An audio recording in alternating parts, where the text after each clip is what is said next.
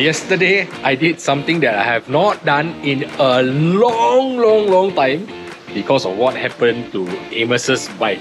I swear.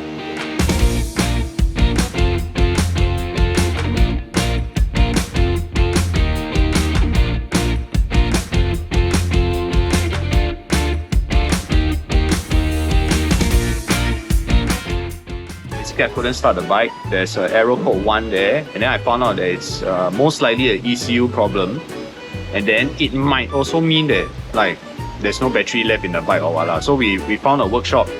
Mark pushed me with his, you know, our Malaysian style bike push thing. That kind of pushing requires some serious trust on both sides, right? Then it's common knowledge also. If let's say for any reason we need to break away, right? The person on the right obviously will go right. The person on the left will obviously go left lah. Right. Need a bit of teamwork lah. But either way, right, we found a workshop. Then we basically asked them to try to fix it. The guy was like looking at the error code. Cannot, I don't know. So basically the mechanic didn't know how to fix it. So end up we called the bike rental shop, and they were very nice, very steady. So they decided to send a replacement bike to the next location that we were going to. Yeah, and left your bike. Then that bike, right, we left it at the workshop. They will go and collect it. Okay, today I feel passenger princess. Luckily Amos light, not heavy. Hey, Amos, you and me change I mean, in this kind of situations, you kind of have to be fluid lah. Because Amos and Winston are the smallest possible combination on a bike. Because I am that big, I decided to take on all the luggage while they pillion each other. What, 80 click? You one person take 3 luggage, eh? Yeah. 3. I tried to put all 3 on the back of the bike, but too high. You look like you're going to UK like that. move house on a scooter. We went through the busy streets of Lovina and then we turned right and head towards Kintamani. The road there are mostly climbing. The roads that we rode yesterday was not that well maintained compared to the day before that I ride to Ulu Danu Temple. Lots of pothole and lots of damaged road. Luckily the weather in the morning was very good, but then very soon dark clouds starts to form. Jialat. About 1 hour in to the right, like because I had to be a pillion princess, but luckily it was only like 70 plus click to Ubud. About 1 hour into the right, being the passenger, right, and having long legs, my hip started to hurt.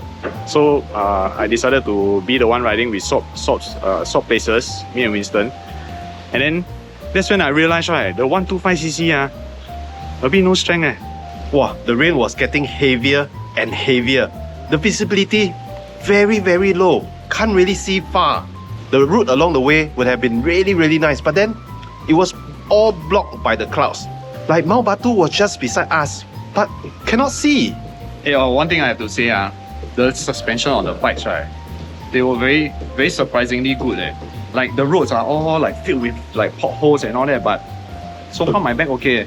Yeah, actually quite comfortable being the pillion at the back. I think I'm a sucker for cold weather or just temperate climates in general, because yesterday's ride, even though it was wet and frankly quite miserable, I really enjoyed the weather. It was nice and cool. You're a bit wet because of rain, but you're not sticky. I got a wet right ball because only my right foot is wet. My left foot covered by the luggage, so I have a wet right ball. The left one still dry. TMI. So what we are on, this whole thing minus this central mountain thing. This whole thing that goes around is an ancient crater. That means the mountain was this big. Right? Wow. It blew its top. Then this center one is now growing. Oh, it's a mountain in a mountain that blew its top. Wow, like pimple. The one thing that I was pleasantly surprised by is Okuta's interior design.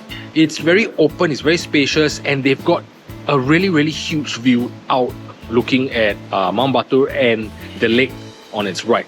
Mount Baku is there and we are having our lunch here. It's gonna be a great view. But then, raining! Personally, I find the food at Okuta to be more biased towards local cuisines because their Indonesian food was actually pretty good. But the Western was okay. It wasn't something that you go, wow, it's alright. But the Indonesian food was really good. Oh, by the way, we also saw like a group of like classic looking, retro looking cars. A big group of them. They were pretty cool to look at. Like it's like they all look very old, but quite nice. I think those are kit cars that they use in ceremonies. Because I've only seen those cars when they have ceremonies. Oh, really? Not normally on the streets. Yeah. But it's pretty cool It's to quite look nice. at a group of cars like that along the way. But then the worst thing, right, is right after we passed by the convoy, right, started to rain very heavily. And then my half face helmet not blocking my mouth, right? The raindrop damn big, like damn painful. I had to ride with my hand covering like half my face like that.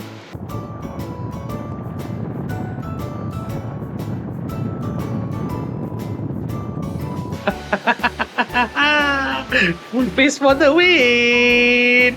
But for me, right, I just hide my face behind Amos' helmet lah. Then it's like peeping out as and when I need lor. That way I don't have to cover my face.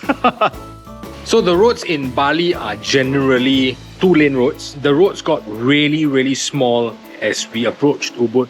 I think because we were traveling through a particular village. And the road was not exactly in good condition. Like the potholes were big and deep. So if you're ever riding in Bali, right, you have to keep your eyes on the road because it's very easy to get distracted by all the architecture, right? The Balinese architecture, and it's nice. So you really want to look, and then you start looking, and out of nowhere you don't see a pothole, and your front wheel finds it. Pow! Wow! So you remember the part where it's a very, very steep upslope and then a sudden left? Bro, how can I not forget, bro? That was my highlight, man. So I cannot give you the degree of gradient, but we went up and it's a 90-degree turn. So I went up that slope and I heard, I thought it was me, but no, I realized it was the car in front sliding his wheels going up, right? I immediately slowed down. The moment I slowed down, I know these two behind me, right? Game over. I was riding, Winston was behind me. We started to slow down, but I had momentum. I was telling myself, can go up one, can. Then I saw, next thing I know, whole bike came to a complete stop, cannot even move. Then he had to jump off. But can you imagine how it looked like, right? Because I knew they were going to be in trouble. It's that steep. So I get to the side, I look in my mirror and I see Winston running. I'm too heavy.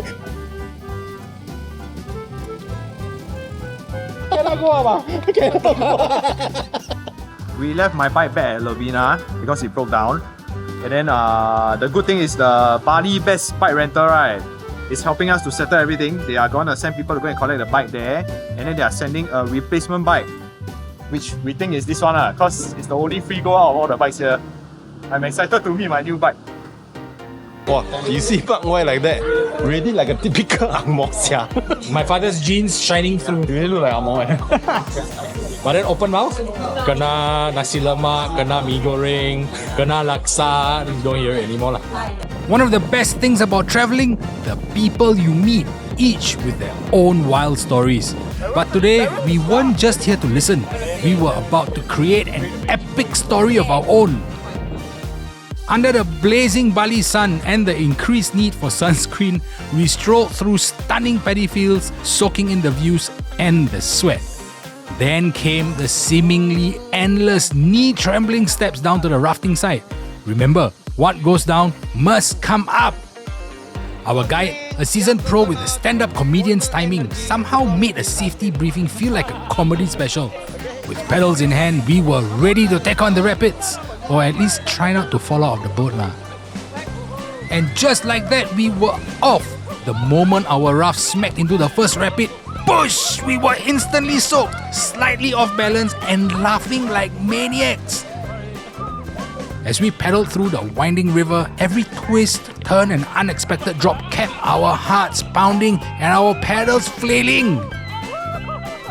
Midway, we hit the pause button at a waterfall and we earned a well-deserved break. The perfect moment to soak in the view, catch our breath and pretend like we weren't completely exhausted. Then, the grand finale, a 4-meter drop down the rapids. A moment of suspense, a deep breath, and then boom! We plunge down, screaming half in terror, half in thrill.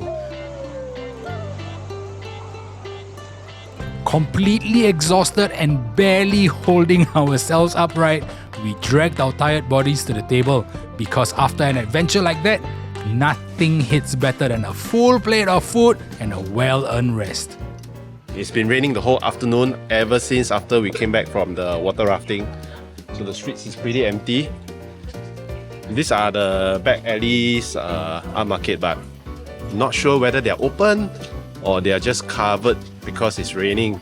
Anything you come to this kind of tourist area, they quote you have to bargain. You have to bargain. You just pay, then you end up eating. So we are going to Bali's version of Singapore's army market. But this place is selling all the arts and culture and all the arts and crafts. Woohoo! Ah, like this lah. So different compared to the street that we walked just now. Here got so many things. More happening Very happening here. because I think under shelter.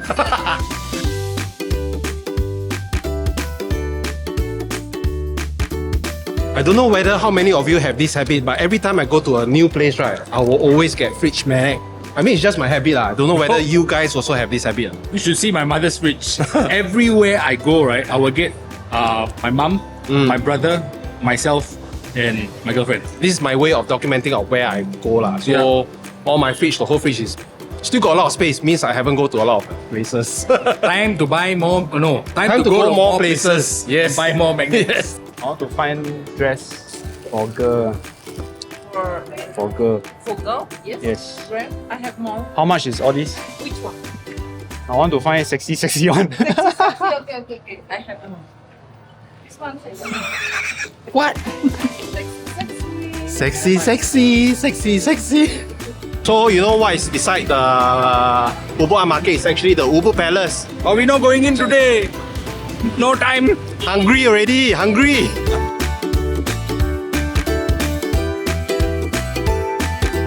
We have reached our very atas dinner place. Rooftop dining.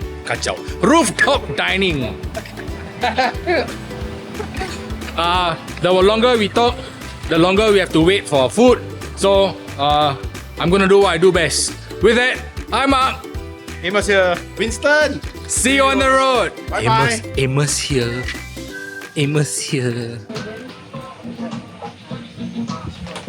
Wow, so atas.